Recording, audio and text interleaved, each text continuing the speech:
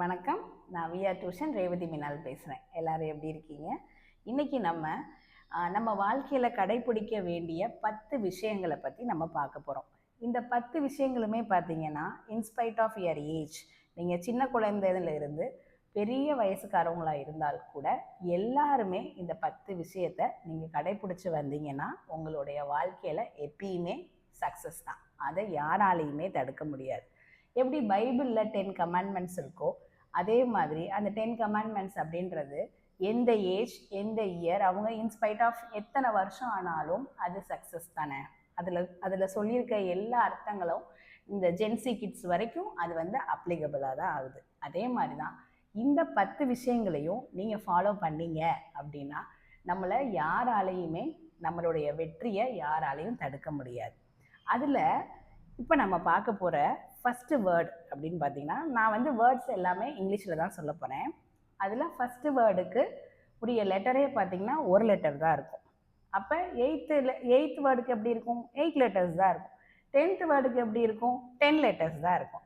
So அதில் நீங்கள் என்ன பண்ணிக்கோங்க அப்படின்னா, ஒரு இன்ட்ரெஸ்டிங் ஃபேக்ட் இருக்கிறனால நீங்கள் வேணால் நம்ம லெட்டர் நான் சொல்ல லெட்டர்ஸ் எழுதி பாருங்கள்.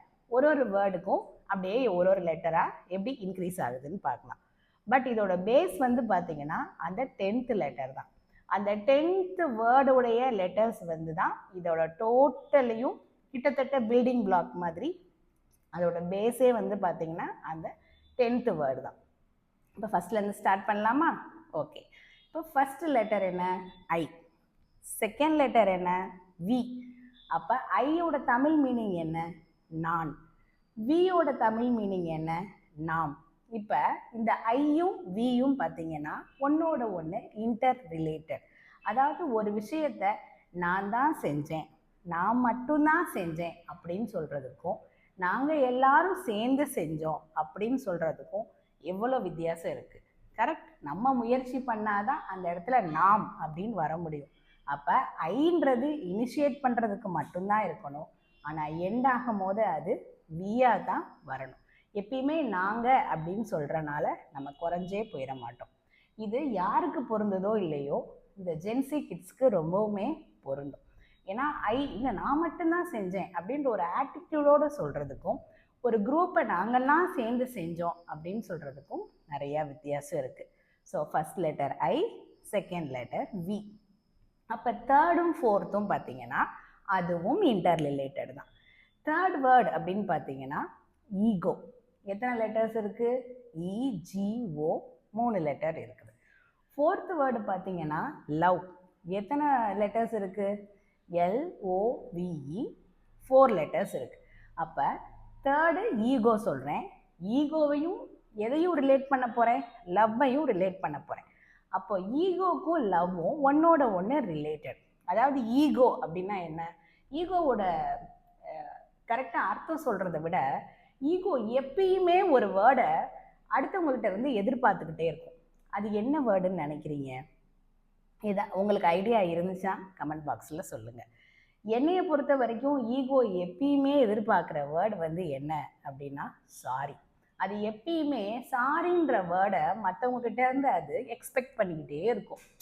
அந்த சாரி அப்படின்னு அவங்க சொல்லலைன்னா உடனே உங்களுக்கு கோவம் வந்துடும். பட் அவங்க மேலே தப்பு இருக்கா தப்பு இல்லையா அதெல்லாம் யோசிக்கவே யோசிக்காது. பட் இந்த லவ் அப்படின்ற வேர்டு பார்த்தீங்கன்னா அதை முழுமையாக ஃபீல் பண்ணுறவங்க அவங்க மேலேயே தப்பு இருந்தால் கூட சாரின்ற வார்த்தையை இமீடியட்டாக ஒருத்தவங்ககிட்ட சொல்லிடுவாங்க.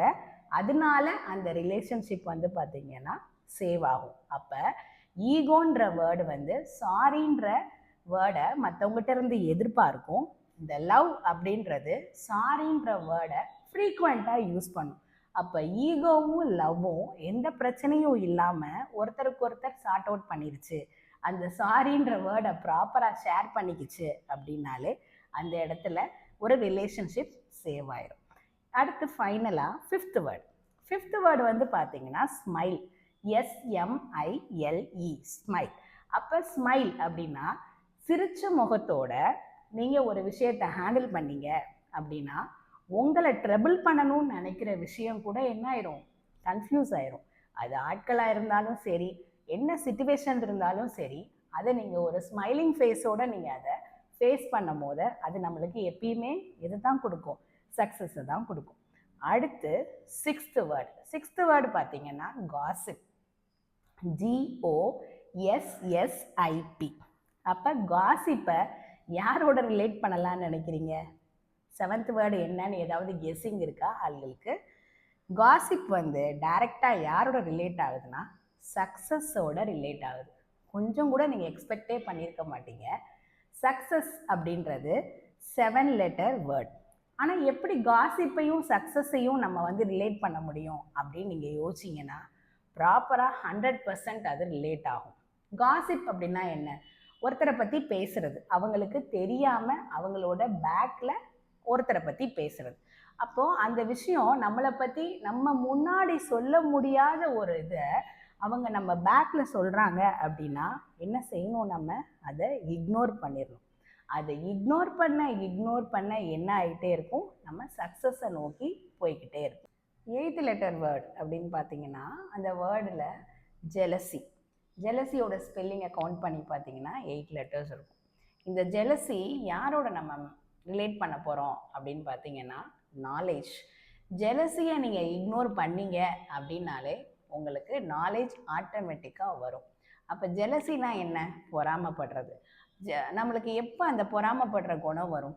நம்மக்கிட்ட உள்ள அறிவு பத்தாத சமயத்தில் பொறாமப்படுறதுக்கான வாய்ப்பு இருக்குது. ஆனால் நமக்கு ஃபுல்-ஃப்ளெஜாக அந்த நாலேஜ் அப்படின்ற ஒன்றை நம்ம கெயின் பண்ணிட்டோம் அப்படின்னா நம்ம அடுத்தடுத்து அந்த நாலேஜை நம்ம எப்படி அப்கிரேட் பண்ணிக்கிறது தான் யோசிப்போமே தவிர நம்ம வந்து ஜெலசியை பற்றி அடுத்தவங்களை பற்றி யோசிக்கிறதுக்கு நமக்கு டைமே இல்லை.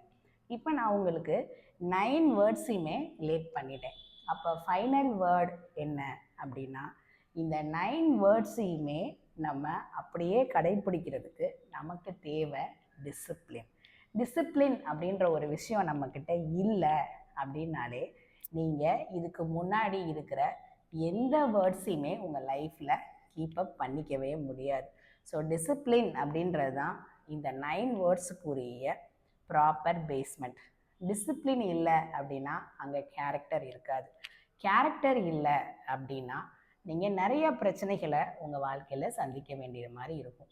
ஸோ டிசிப்ளினாக நம்ம ஒரு விஷயத்தை கண்டினியூஸாக செய்யும் போது நம்மளுடைய வாழ்க்கையில் எப்பயுமே சக்ஸஸ் தான். நீங்கள் இந்த 10 வேர்ட்ஸையும் ப்ராப்பராக ரிலேட் பண்ணி உங்கள் லைஃப்பில் அப்ளை பண்ணீங்க அப்படின்னா நம்மளோட சக்ஸஸை யாராலையும் தடுக்க முடியாது. நெக்ஸ்ட் வீடியோவில் சந்திக்கலாமா? தேங்க்யூ.